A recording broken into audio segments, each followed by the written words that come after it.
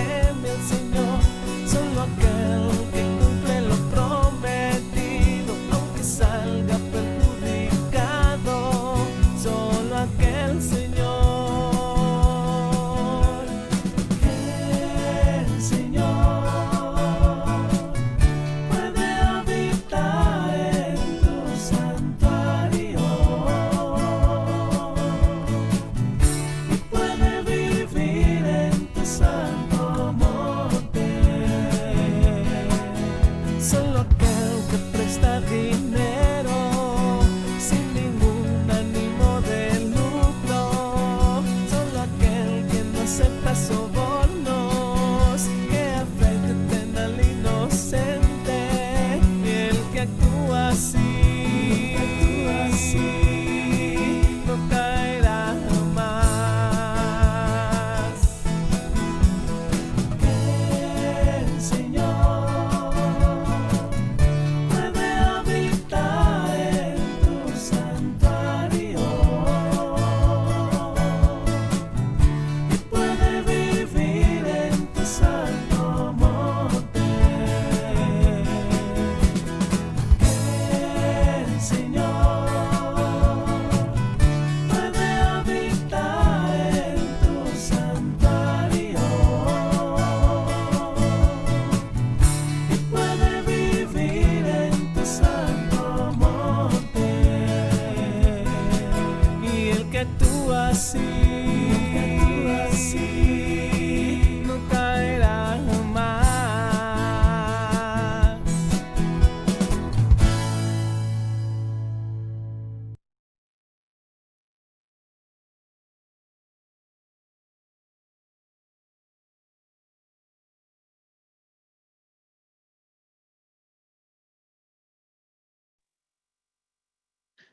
Muy buena noche para todos los que se han venido conectando.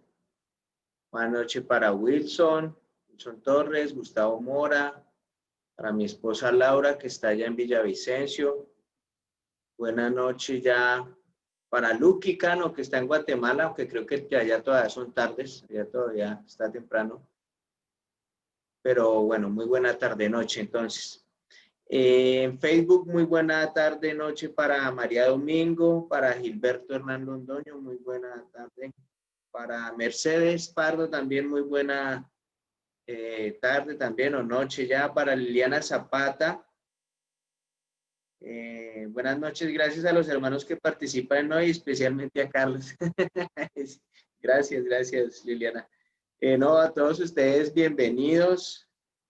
El día de hoy vamos a empezar una serie nueva porque la serie que veníamos trabajando, que era la de Tras las huellas de Jesús, esa serie la dejamos en pausa para iniciar una serie nueva que se llama El valor de confiar en Él.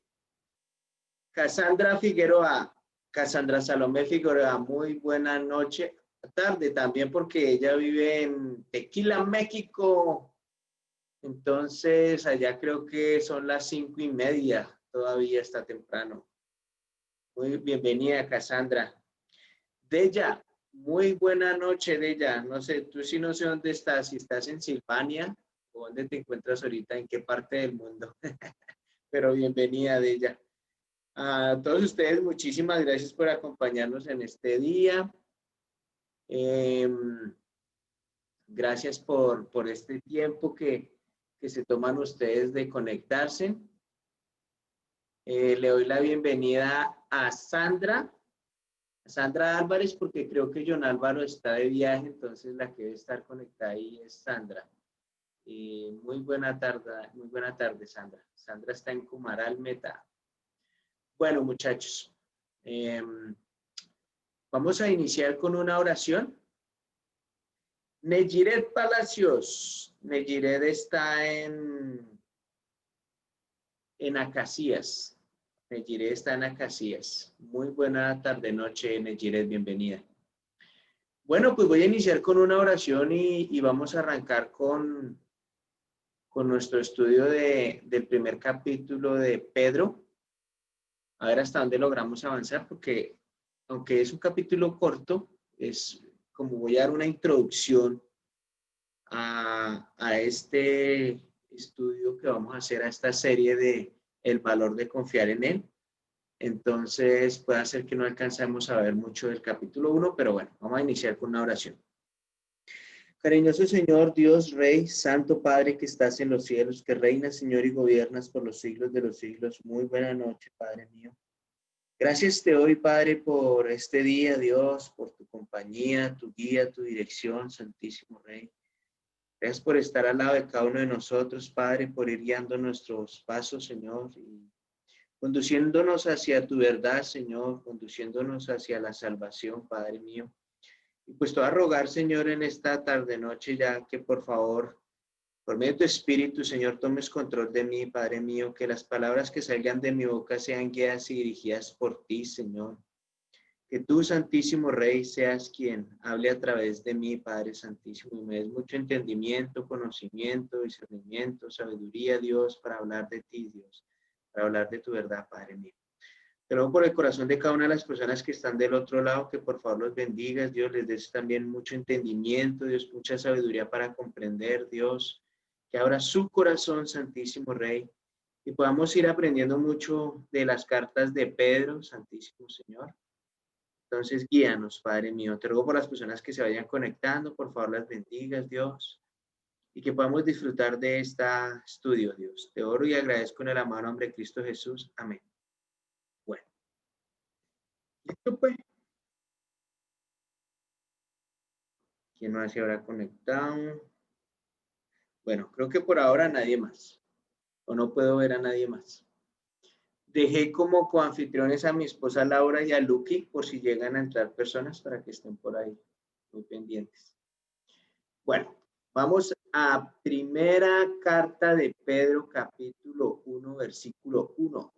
Primera de Pedro 1:1. Voy a compartir pantalla por si no tienen Biblia ustedes por ahí o alguno no la tiene. Aquí va.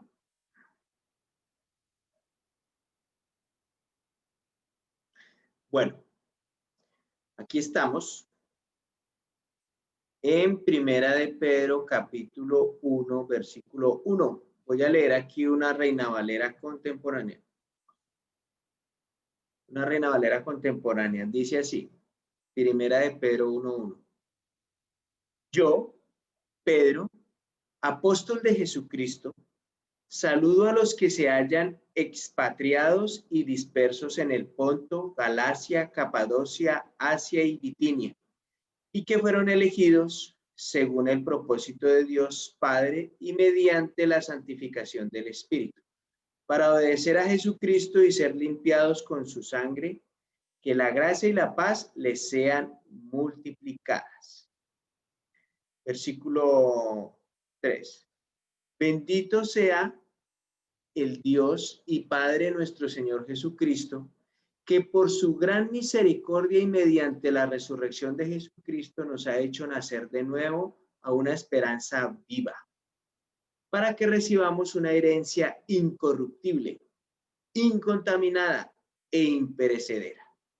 Esta herencia les está reservada en los cielos, a ustedes que por medio de la fe son protegidos por el poder de Dios para que alcancen la salvación, lista ya para manifestarse cuando llegue el momento final.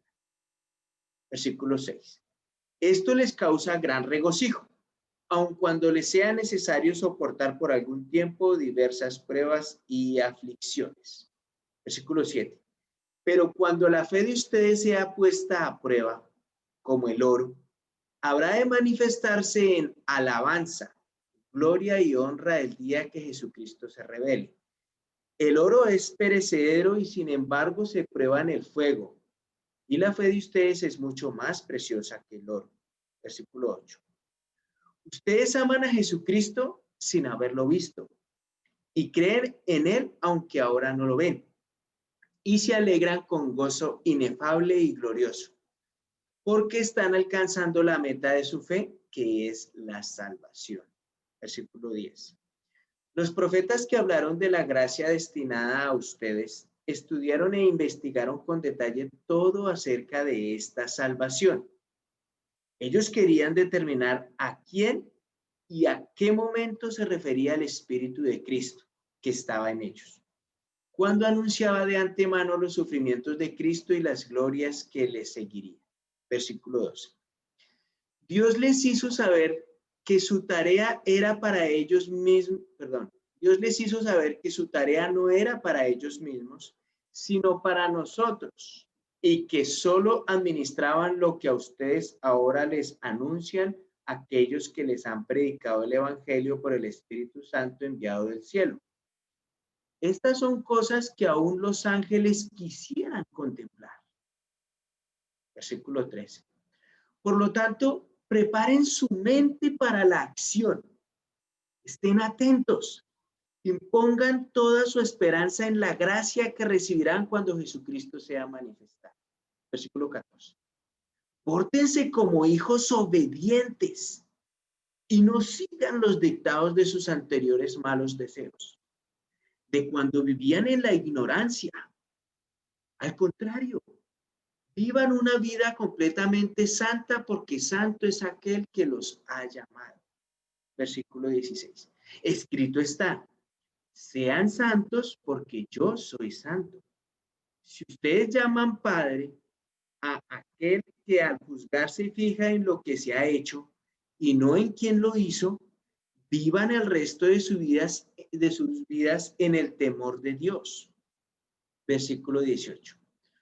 Ustedes saben que fueron rescatados de una vida sin sentido, la cual heredaron de sus padres, y que en ese rescate no se pagó con cosas corruptibles como el oro y la plata, sino con la sangre preciosa de Cristo, sin mancha y sin contaminación, como la de un cordero que ya había sido destinado desde antes de que Dios creara el mundo, pero que se manifestó en estos últimos tiempos por amor a ustedes.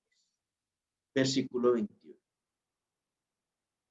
Por él ustedes creen en Dios, que fue quien lo resucitó de los muertos y lo ha glorificado para que ustedes tengan puesta su fe y su esperanza en Dios.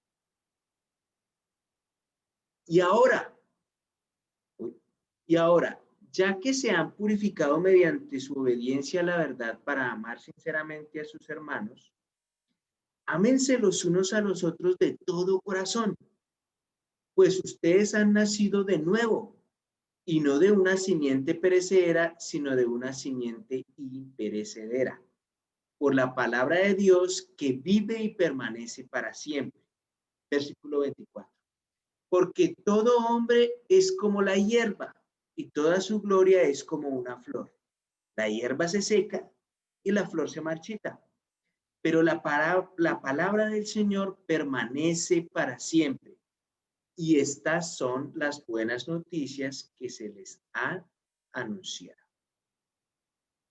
Ok, bueno, entonces como vemos ahí, vamos analizando un poquitico más. Voy a hacer una introducción a contarles un poco más acerca de esta carta, como dónde fue escrita, para quién fue escrita, en qué año fue escrita. Y ahí vamos a ir avanzando un poco y vamos a ver hasta dónde podemos avanzar con esto, ¿vale? Vilma Clarisa Gudelo, muy buenas noches, bienvenida. Si está Pedro Fernández ahí también, buenas noches. Amparo Godoy, buenas noches. Didier Gustavo Mora, muy buenas noches, bienvenido Didier. Bueno, esta carta de Pedro, esta primera carta de Pedro, está dirigida a los creyentes del vasto territorio del Ponto, de Galacia, de Capadocia, de Asia y de Bitinia, como dice ahí en el versículo 1. Lo que es Asia Menor, o lo que hoy conocemos, lo que hoy en día conocemos como Turquía, más o menos es esa parte. El propósito de la carta es fortalecer y animar a los cristianos que están en medio de sufrimientos a causa de la persecución que estaban viviendo. En esta carta, Pedro les recuerda el valor de estar en la verdadera gracia de Dios. Y por eso esta serie que comenzamos hoy la titulamos El valor de confiar en Él, ¿cierto? Y vamos a ver entonces, o lo que Pedro les quería enseñar en esta carta, les quería dar ánimo, era a través de la verdadera gracia de Dios, ¿sí? Les hace saber que aunque la sociedad en la que están viviendo en ese momento y el mundo en el que estaban en ese momento los rechazaba, Dios los había escogido como su pueblo, pueblo amado, pueblo muy especial, porque acuérdense que inicialmente el pueblo de Dios, Israel, ¿no? Pueblo judío, pero que debido a su necedad y a su duro corazón, a su dura cerviz, dice allá en el Antiguo Testamento, Dios toma la decisión de llevar esta salvación al pueblo gentil, que seríamos nosotros, el pueblo no judío, y ofrecernos por medio o a través de la muerte de Jesús y de la sangre de Jesús que limpia nuestra vida, nuestro alma, nuestra mente, nuestro espíritu de los pecados, por medio de él ser adoptados para el pueblo santo.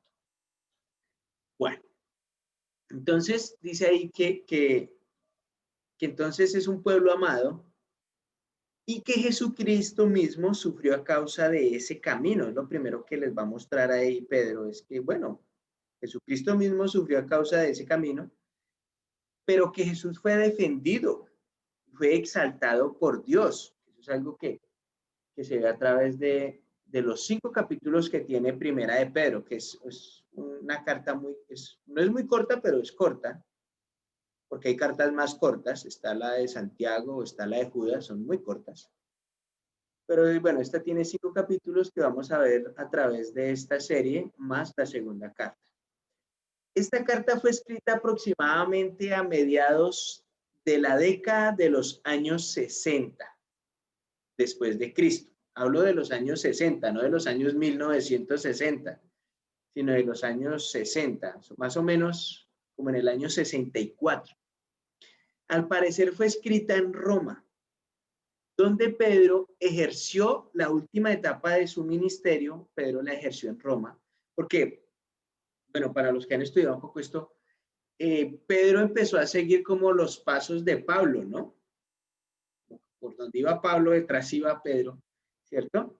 Entonces, al parecer esta fue escrita entonces en Roma, donde Pedro ejerció la última etapa de su ministerio y donde murió mártir. Allá fue un mártir, él murió durante la persecución que tuvo Nerón, el emperador, tras el gran incendio que vivió esa ciudad de Roma hacia el año 64, más o menos, ¿sí? Es después de Cristo.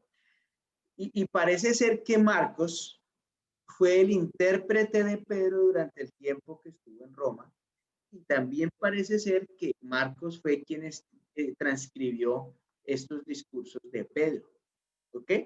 Ahora, los destinatarios de esta carta, lo que nos muestra esta carta es que estaban viviendo o estaban experimentando sufrimientos y penalidades de diversas maneras, de muchas. Pero especialmente eran calumniados y sufrían un trato injusto por parte de la sociedad. Entonces, como está en el versículo, ¿qué? 1, acordemos que el apóstol Pedro, ¿cierto?, escribió esta carta para animar y fortalecer a los discípulos que estaban ahí. De hecho, voy a ir allá. Tras esa primera de Pedro, versículo 1, dice: yo, Pedro, apóstol de Jesucristo, saludo a los que se hayan expatriados y dispersos. Y ahí pues está diciendo en el Ponto, Galacia, Capadocia, Asia y Bitinia, y que fueron elegidos. Eso sí lo está dejando muy claro, ¿no? Que fueron elegidos. Entonces, lo que está haciendo Pedro aquí es escribir una carta para animarlos, para fortalecer a los discípulos que enfrentaban pruebas, que enfrentaban persecución bajo el emperador Nerón. Y esto, como les decía, en gran parte del primer siglo, ¿verdad? Hacia el año 64. Aunque la persecución de los cristianos no era la regla en todo el imperio romano. De hecho, la persecución de los cristianos no empezó por el imperio romano. La persecución de los cristianos empezó por el mismo pueblo judío, ¿sí? O sea, el pueblo romano no se la pasaba todo el día pensando, bueno, ¿a qué cristiano voy a atrapar hoy? No, eso no pasaba. Eran los judíos los que iniciaron con esta persecución. Porque los soldados romanos no se la pasaban buscando a cristianos para torturarlos o que les hubieran dado la orden de vayan y busquen cristianos, no era algo así, ¿cierto?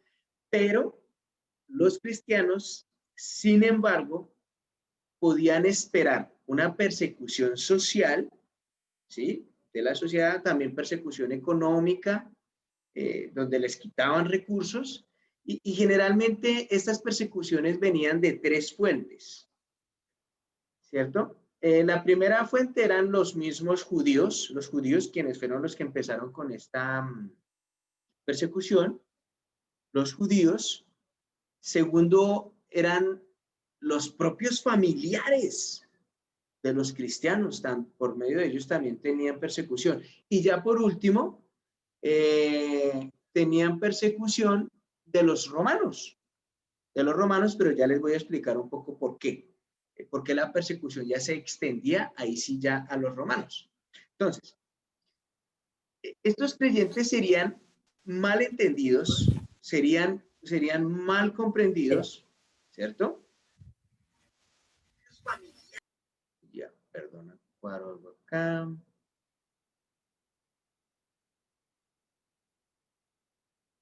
Listo. Listo, P.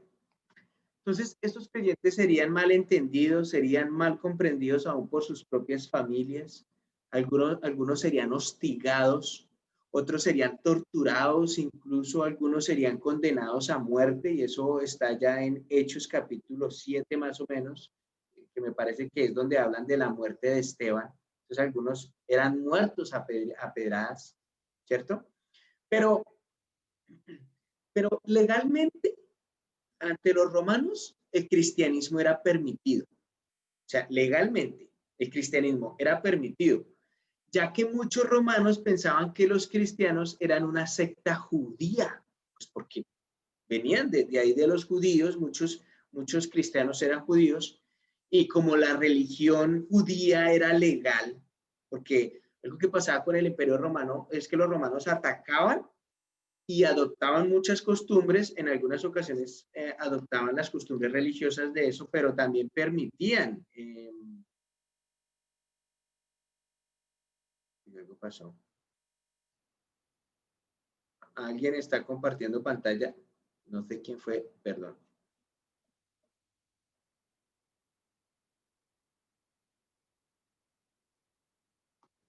Perdón.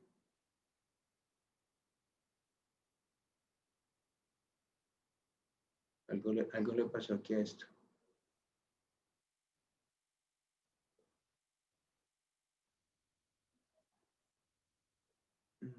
Perdón.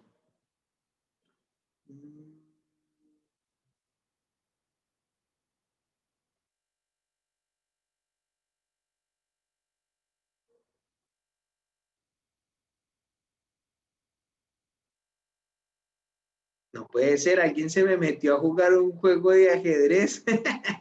Ay, no puede ser, ¿esto de quién es?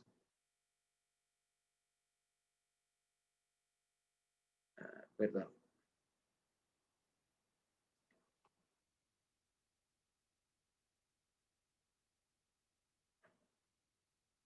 No puedo ver quién es. Dice pantalla de Wilson.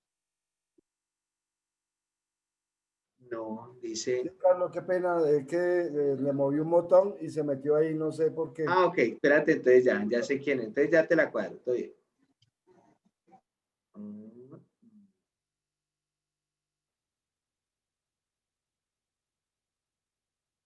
Te voy a sacar y vuelves y entras, ¿vale? Ahí va. Vuelves y entras, Wilson.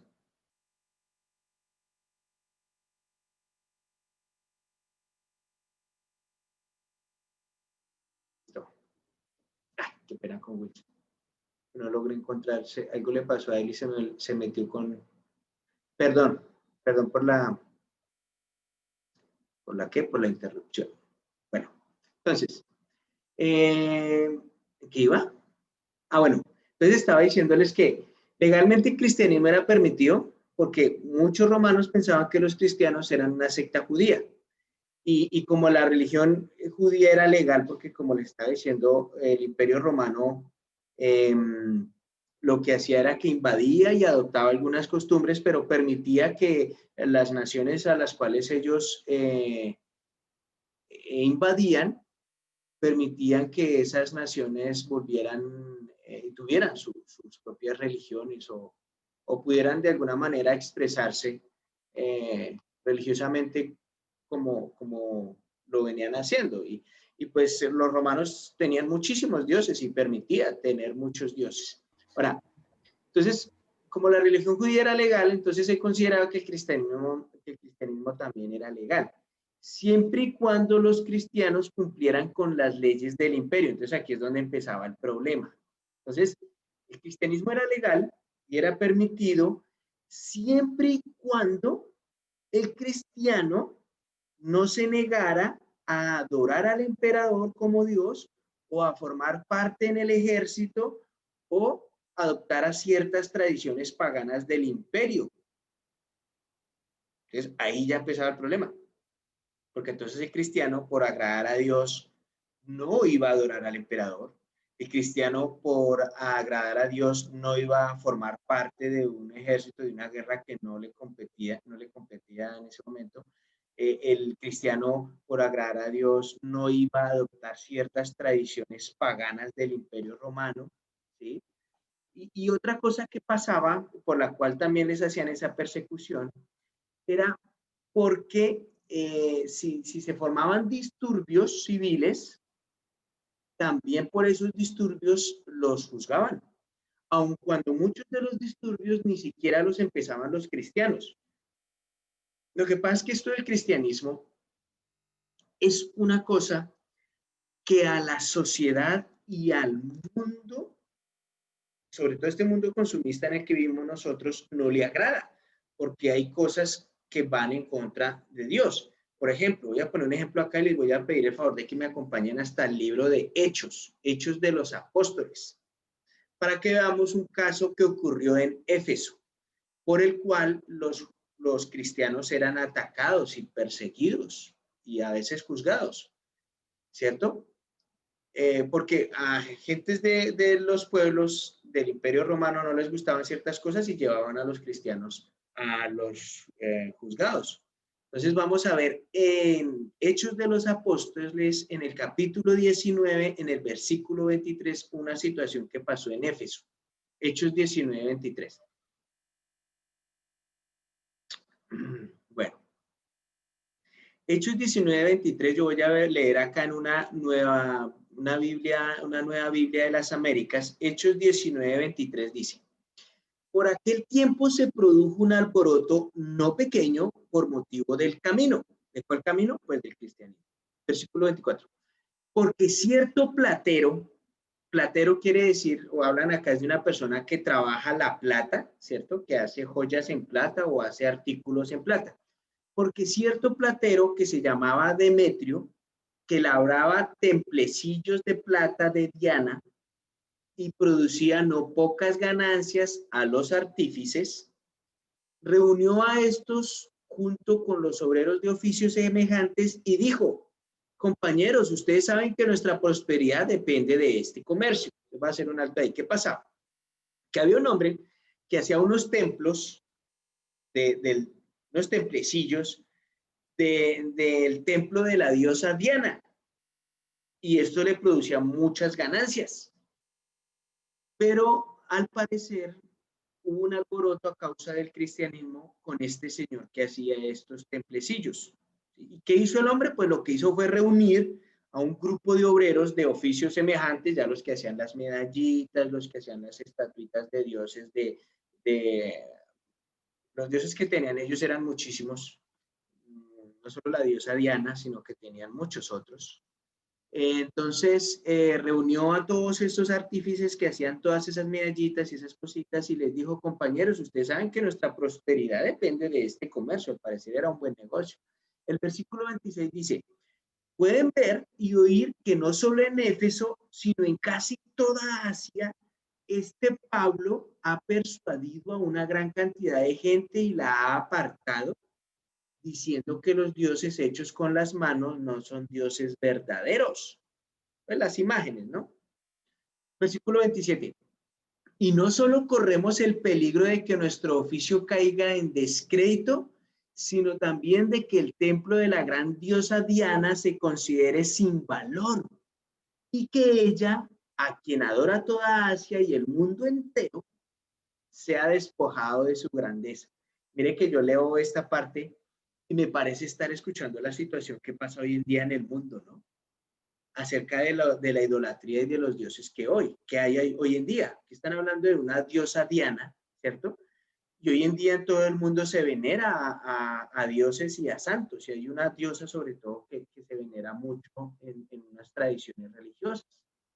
Pero dice aquí, y no solo corremos el peligro de que nuestro oficio caiga en descrédito, sino también de que el templo de la gran diosa Diana se considere sin valor y que ella, a quien adora toda Asia y el mundo entero, sea despojada de su grandeza. Entonces esto le costaba a estos hombres saber que su diosa iba a ser despojada de esa grandeza por un Dios como Dios, como Jesús. El versículo 28 dice, cuando oyeron esto, se llenaron de ira y comenzaron a gritar, grande es Diana de los Efesios, gritaban. La ciudad se llenó de confusión y a una se precipitaron en el teatro arrastrando consigo a Gallo y a Aristarco, los compañeros de viaje de Pablo, que eran de Macedonia. Cuando Pablo quiso ir a la multitud, los discípulos no se lo permitieron. También algunas de las autoridades de la provincia de Asia, que eran amigos de Pablo, le enviaron mensaje y repetidamente le rogaron que no se aventurara a presentarse en el teatro. Claro, pues contra él era el problema, muy seguramente lo iban a matar donde lo vieran. El versículo 32 dice, así que unos gritaban una cosa y otros otra, porque había confusión en la asamblea y la mayoría no sabía por qué razón se habían reunido, ¿no? Lo que pasa hoy en día. Todo el mundo se reúne a pelear, pero no sabe por qué. Algunos de la multitud pensaron que se trataba de Alejandro, puesto que los judíos lo habían empujado hacia adelante. Entonces Alejandro, haciendo señal de silencio con la mano, quería hacer su defensa ante la asamblea. Pero cuando se dieron cuenta de que era judío, un clamor se levantó de todos ellos, gritando como por 2 horas, grande es Diana de los Efesios. Y si ustedes continúan leyendo ahí, uno puede darse cuenta que la situación era muy complicada en esa época para ser cristiano. O sea, como les decía, no porque los romanos hayan decidido, es que vamos a empezar a buscar cristianos y a matarlos y a botarlos allá. No, inicialmente no fue así. La persecución inició primero por el pueblo judío. Como el pueblo judío allá en Jerusalén atacó tanto el cristianismo, entonces el cristianismo se tuvo que dispersar. Al dispersarse, la palabra de Dios fue a parar a otros lugares del Imperio Romano como Asia, como lo vemos ahorita. Y entonces, como esos pueblos eran tan paganos e idólatras, pero era tan contundente el mensaje de Dios por medio del evangelio de las personas que fueron dispersas, que muchos de los que estaban allá se iban haciendo cristianos, entonces los que tenían su negocio a través de la idolatría, porque hacían las figuritas de los templos, las figuritas de los dioses, de los santos, de las medallitas y todas esas cositas. Entonces, al ver que se reducía la cantidad de personas que creían en esos dioses, pues su negocio ya no era tan lucrativo y ya no dejaba las mismas ganancias. Y cuando dice el hombre ahí es que corre el riesgo de que se pierda la diosa Diana o la adoración, pues más era el negocio que ellos tenían. Entonces, a causa de estos disturbios, podían ser castigados los cristianos por las autoridades civiles, aunque ellos no lo iniciaran. Pero si ellos eran el centro del disturbio, muy seguramente los castigaban las autoridades civiles romanas. Y como siempre, estaban en contra de la sociedad, del mundo, y muchas veces fueron castigados y duramente. A muchos judíos no les gustaba que se les asociara en lo legal con los cristianos. No les gustaba. Y eso lo podemos ver en el libro de Hechos, como en el capítulo que acabamos de leer, pero uno lee el libro de Hechos completo y uno se da cuenta, ¿no? Los judíos no querían o no les gustaba tener ninguna relación legal con los cristianos. Con mucha frecuencia los judíos maltrataban a los cristianos, los llevaban ante los jueces, los expulsaban de la ciudad o intentaban poner en su contra a los funcionarios romanos. Por ejemplo, Saulo, quien más tarde sería llamado Pablo, fue un judío que al comienzo perseguía a los cristianos. hasta que Jesús se le apareció y le quitó el velo de sus ojos. Luego Pablo se bautizó, se hizo cristiano también y pudo empezar a enseñar la palabra de Dios, que lo vimos en lo que acabamos de leer, que antes quería irse a meter allá pues a pelear, no, sino a ver qué era lo que pasaba y se lo impidieron porque muy seguramente lo hubieran maltratado, ¿cierto? Entonces, a muchos judíos no les gustaba que los asociaran con los cristianos. Otra forma de persecución que tenían los cristianos era en su propia casa, sus propios familiares, los que no eran creyentes, ¿sí? Bajo la ley romana, y aún según las tradiciones judías, y hasta hoy en día también pasa, la cabeza del hogar tenía autoridad absoluta sobre los integrantes de esa familia. Bueno, hoy en día no pasa, hoy en día ya como que las cosas han pues cambiado un poquito, pero si un papá se quiere pasar con la mamá o con los hijos, pues la mamá o los hijos van y lo denuncian, lo demandan, ¿cierto? Pero en esa época la cabeza del hogar tenía autoridad absoluta sobre todos los integrantes de esa familia. Y a menos que el hombre que dirigía el hogar fuera cristiano, la esposa, los hijos y los criados cristianos podían afrontar el sufrimiento extremo por ser cristianos. O sea, ¿a usted le iba bien si la cabeza del hogar era cristiano? Es muy bacano. Mi esposo es cristiano, mi papá es cristiano, mi señor, porque tenían criados, es cristiano, bacano. Yo soy cristiano, chévere, ¿cierto? Pero lo que sucedía era que si la cabeza del hogar no era cristiano, usted podía lograr afrontar un sufrimiento muy extremo. Hoy en día, bueno, hoy en día no pasa así. Hoy en día, yo me acuerdo cuando recién me hice cristiano, me bauticé, pues mi familia al principio no le gustó mucho. A mi mamá no le gustó mucho, a mis hermanos, de hecho hubo un poco de burla al principio, pero como que poco a poco cuando fueron viendo el cambio, ellos se fueron dando cuenta que pues era mejor tenerme a mí de cristiano que de no cristiano, porque yo de no cristiano pues era muy malo, y con mis hermanos y con mi mamá y con todo el mundo, ¿cierto? Pero al principio no fue fácil para ellos. Carlos se volvió cristiano, se volvió evangélico, me decían al principio. Entonces, pues no fue muy fácil para ellos, pero yo nunca viví una persecución o un sufrimiento extremo por parte de mi familia, como lo que vivían ellos. Es que esta gente sí vivía unas cosas muy extremas. Entonces, si la cabeza del hogar expulsaba a alguno de los miembros de ese hogar, no encontrarían sitio donde refugiarse porque nadie más les iba a dar refugio más que en la iglesia, con otros creyentes.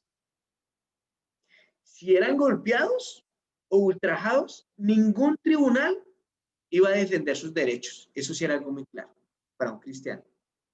Si eran golpeados o ultrajados, ningún tribunal iba a defenderlos. Entonces, al leer la primera carta de Pedro, pienso que pudo ser escrita sobre todo para los nuevos cristianos o para los que querían bautizarse. Porque, créanme, uno lee las dos cartas de Pedro y uno se sienta en la realidad. O sea, estas personas que a veces enseñan un cristianismo, ese cristianismo de prosperidad o ese cristianismo de sanación o ese cristianismo donde te enseñan y te dicen, es que tú eres el hijo de un rey, un príncipe y entonces tienes que pedirle ahí a él es en grande y no sé qué, y esas cosas, pues realmente no viven en la verdad de la Biblia. Cuando uno lee la primera y la segunda carta de Pedro, uno ahí realmente ve la realidad de ser cristiano. De hecho, aquí lo vamos a ver más adelante, no sé si alcancemos a hacerlo hoy, pero los sufrimientos hacían parte del ser cristiano en ese momento. Sufrimientos duros, no como los que vivimos hoy. Nosotros no vivimos un cristianismo muy difícil. Nosotros no vivimos una persecución como la de esa época por nuestros familiares ni por los judíos, empezando porque pues, hoy en día los judíos que hay en Colombia son muy pocos.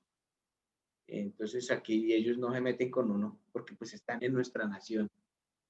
y aún estando allá en Israel, pues, de hecho en Israel hay católicos, hay de toda clase, entonces ellos como que, pues allá ellos y nosotros acá, pero en esa época sí era muy complicado, era muy difícil ser cristiano, ¿cierto?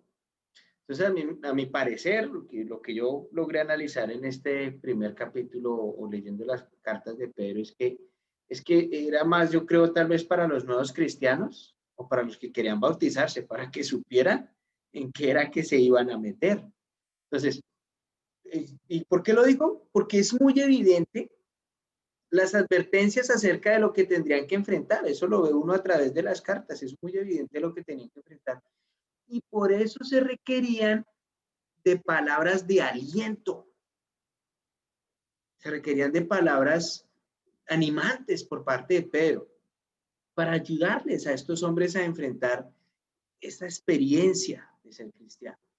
Entonces, ya que la carta no habla solo de sufrimiento, porque no la leí, bueno, no es solo el sufrimiento lo que se ve ahí, sino también se ve de cómo enfrentar todas esas situaciones. Por eso es que la carta también es muy esperanzadora, porque habla de sufrimiento, pero también habla de cómo enfrentar eso. Y por eso fue que tomé la decisión de titular esta serie El valor de confiar en Él. El valor de confiar en Él. ¿Sí? Esta carta es todavía en la actualidad de ayuda para un cristiano para los que enfrentamos muchas pruebas. De hecho, hay una escritura ahí en estas cartas de Pedro, la que dice que de estar preparados para enfrentar al diablo, porque él, como un león rugiente, está siempre presto a ver a quién devorar. Entonces es una carta que también lo anima a uno a estar, bueno, pilas con su cristianismo. Es una carta, pensando en este caso de una persona con la que estoy hablando, que fue cristiana en algún momento, hoy en día está con esto del gnosticismo. Esta carta de Pedro habla precisamente de ojo con esas doctrinas, las doctrinas falsas que enredan el cerebro de las personas. Y esta carta también iba para esas personas, para esas falsas doctrinas y las personas que se dejaban enredar en eso. Entonces Pedro, que también fue llamado Simón, o también lo llamaron Cefas, fue uno de los 12 discípulos escogidos por Jesús, que fue llamado apóstol. Eso lo podemos ver en Marcos capítulo 1 y en Juan capítulo 1. Pero fue uno de los primeros en reconocer que Jesucristo era el Mesías. ¿Recuerdan allá? En Mateo 16. Pedro fue uno de los que reconoció que Jesús era el Mesías y el Hijo de Dios. Y Jesús le dio un puesto de liderazgo especial en la iglesia a Pedro. Está en Lucas 22 o en Juan capítulo 21 también lo encuentran. Y aunque en la noche durante el juicio de Jesús, Pedro negó conocer a Jesús 3 veces, ¿se acuerdan? Luego se arrepintió y llegó a ser un gran apóstol, una piedra sobre la que se fundaba la iglesia, un gran pilar. Eso lo pueden ver en Mateo capítulo 27. Esta carta, entonces, como les venía diciendo, está dirigida a los que llamaban los expatriados de la dispersión o a los cristianos judíos que fueron esparcidos por el mundo como consecuencia de la persecución que se inició en Jerusalén. Y en Jerusalén y sus alrededores, donde Saulo, que luego fue llamado Pablo, él apoyó dicha persecución. De hecho, ahí venía de tenerle la ropa a los que mataron a Esteban. Los primeros cristianos y los primeros líderes de la iglesia, los que estuvieron ahí los primeros años, en el primer siglo, ¿cierto? Fueron judíos. Fueron judíos. Los primeros cristianos y líderes de la iglesia fueron judíos. Cuando se hicieron cristianos, no renunciaron a su herencia judía, así como nosotros no renunciamos a nuestra nacionalidad cuando nos hacemos cristianos. Yo no he renunciado a ser colombiano. Lo que pasa es que estoy de paso por este mundo. Mientras estoy acá, pues soy colombiano, yo no voy a renunciar a eso, ¿cierto? Entonces, debido a la persecución, estos discípulos fueron esparcidos por todo ese imperio romano. Entonces, acompáñenme a Hechos capítulo 8. Hechos capítulo 8.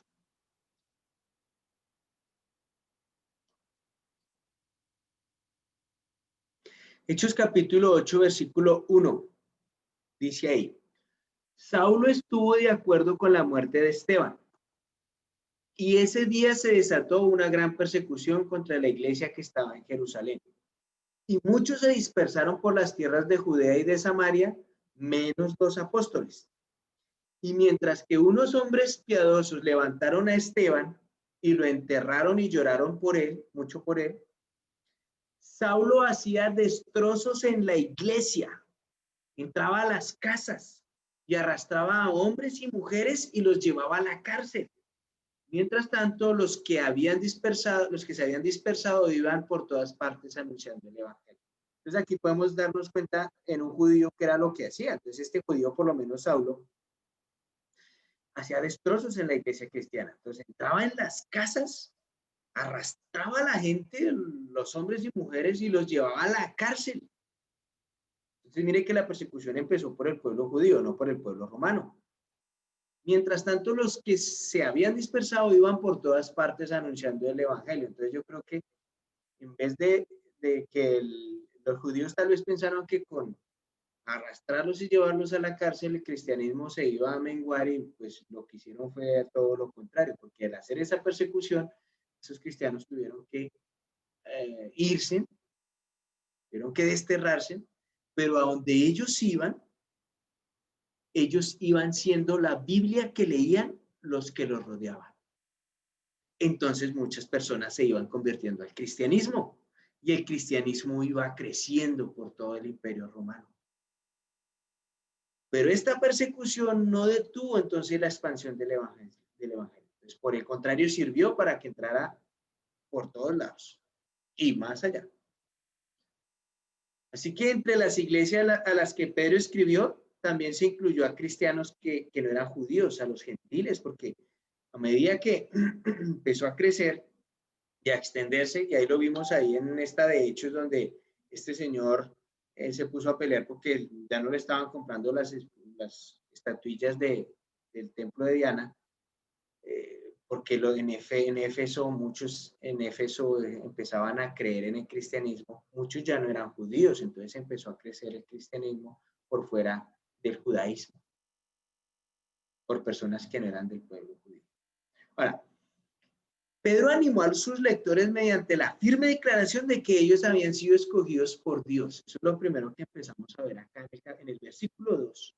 ¿Sí? Ahí en el versículo 2 llega y dice, primera de Pedro, capítulo 1, versículo 2, según el propósito de Dios Padre, mediante la santificación del Espíritu, para obedecer a Jesucristo y ser limpios con su sangre, que la gracia y la paz les sean multiplicadas. Y finalizando el versículo 1 decía, y que fueron elegidos. Y que fueron elegidos. Entonces, lo que está haciendo aquí animándolos es, bueno, ustedes son elegidos por Dios. Y ya les va diciendo, a pesar de los sufrimientos, tengan en cuenta que son elegidos por Dios. Escogidos por el Padre. Entonces, en una época únicamente la nación de Israel pudo decir que era el pueblo escogido. Usted llega y lee el Antiguo Testamento y usted se da cuenta que ellos se jactaban de decir que eran el pueblo escogido. Pues aquí ya en la carta de Pedro nos estamos dando cuenta que ya hay otro pueblo escogido. ¿Sí? Por medio de Cristo, tanto judíos como gentiles podemos pertenecer al pueblo de Dios. Ya no es solamente los judíos. La salvación y la seguridad radican en la elección libre, porque nadie lo obliga a uno, de la misericordia de Dios. Y ese cuentico que está saliendo del gnosticismo y estas cosas es que uno se salva por uno mismo.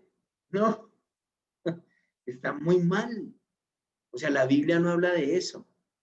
Porque el ser humano hasta la fecha no ha podido hacer nada bueno por sí mismo.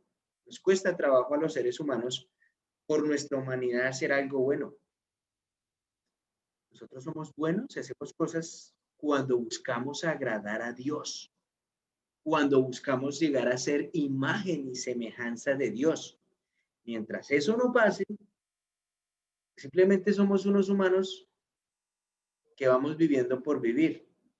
y que aún tratando de hacer buenas acciones, a veces terminamos haciendo mal. ¿Sí? Entonces, ni pruebas ni persecución van a poder privar a un cristiano de la vida eterna, el que realmente es cristiano. Porque Dios da a quienes creen en su nombre de Jesús. A esos Dios da la salvación, los que se mantienen firmes y fieles a su palabra. Entonces, voy a dejar hasta aquí el día de hoy. Esta fue una introducción, como les estaba diciendo, a esta nueva serie del valor de confiar en Él. Mire que no salimos de los 2 primeros versículos de Primera de Pedro en la sola introducción, pero los voy a invitar a que me sigan acompañando todos. Tuve que correrlo hoy para el jueves porque como voy a empezar a estudiar teología, este martes que pasó, que era la reunión, tuve una prueba para poder ingresar a esa universidad. Pues me gasté casi como 2 horas para poder llenar la prueba, entonces no alcanzaba a hacer la reunión.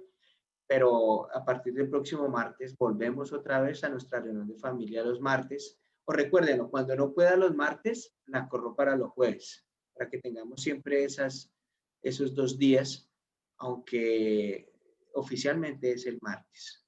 ¿Ok? Para que me puedan acompañar entonces los martes, todos los martes a las 6:30, para que empecemos a caminar por esta primera carta de Pedro. Luego pasará a la segunda carta de Pedro y va a ver cómo va a enriquecer nuestra vida espiritual y nuestra vida cristiana. El conocer un poco más de estos primeros cristianos, de estas cartas, por qué fueron escritas y qué decía en ellas. Cómo le hacía Pedro para animar a este pueblo, a estos nuevos cristianos. Y vamos a empezar a ver otra faceta de Pedro, porque lo que nosotros conocemos de Pedro es lo que vemos en los evangelios, que era siempre un poco testarudo, que era un poco necio, que era un poco grosero, que era un poco enojón.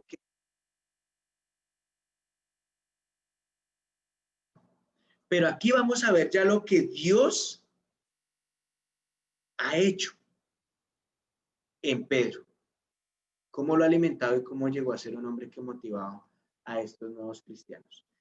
Muchísimas gracias a los que estuvieron conectados hoy por Facebook.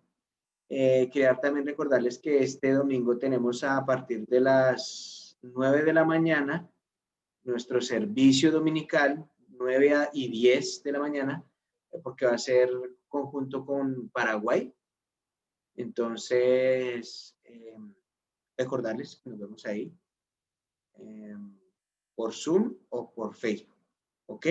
Muchísimas gracias a los que están en Facebook. Por ahí entraron unas personas. Salvador de Luque, muy buena noche, bienvenido. Dali Ramírez, también muy buena noche.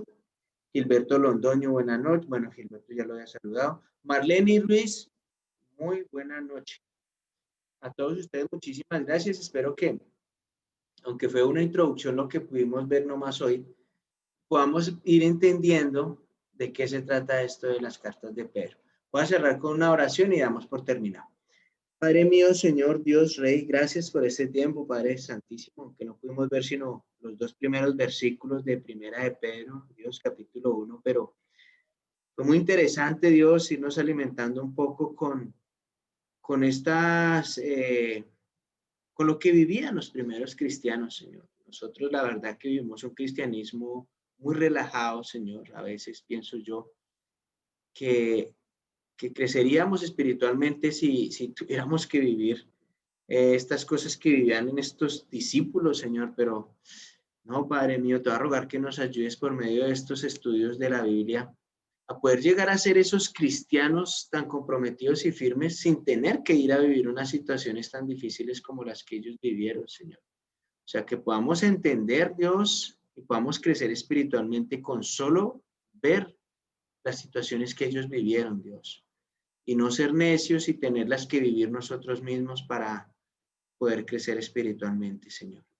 Gracias, Dios, por este tiempo. Te ruego por las personas que me acompañaron hoy. Por favor, bendícelos, Dios. Está pendiente de sus peticiones, de sus oraciones, Señor. Seguramente, igual que yo, deben de tener muchas necesidades espirituales, Dios, de salud también. Por favor, está muy pendiente de ello, Padre mío. Muchísimas gracias por habernos escogido, Señor, por hacernos cristianos, bendito Rey. No veo yo mejor condición en este mundo que ser hijo tuyo, Padre. Muchísimas gracias. Te lo oro y agradezco en el amado nombre de Cristo Jesús. Amén. Bueno, muchísimas gracias a todos. Que tengan una muy buena noche y que descansen. A los que no pude ver acá, porque a veces no puedo ver cuántos más hay en Facebook, pero pues para todos ustedes, muy buena noche. Vilma, muy buena noche. Para Pedro también, para Fernay, muy buena noche. Y pues nos vemos en otra próxima.